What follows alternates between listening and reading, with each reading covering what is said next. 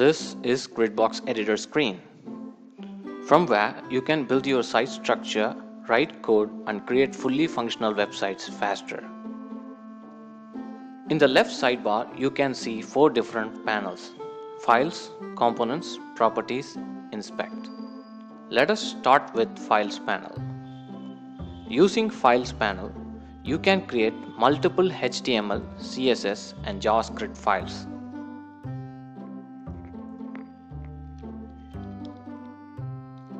To rename or delete any file, you can simply right-click on the file name. Using Gallery, you can upload images or you can use copyright-free images from pixels.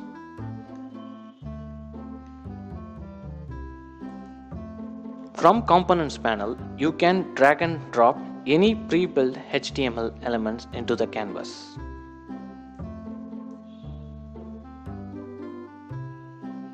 Using Properties panel, you can visually manipulate the element styles without touching the CSS.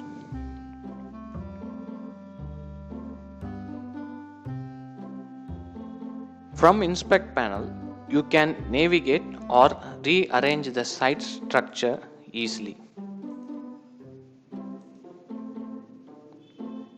This area is called Editor Toolbar.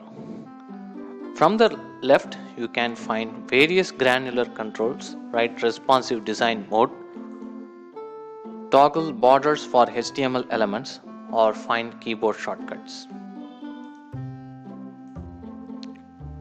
In the right, you can find options to undo, redo any actions, open help docs, or use feedback to post any queries.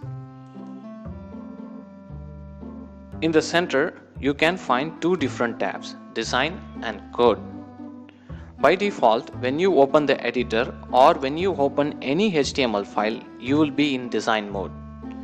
When you click on the code, it will open the code editor, where you can edit HTML, CSS and JavaScript files. From the top right, you can find 4 different options. Save button allows you to save the entire project. With preview, you can open the real-time preview of the web page you are working with.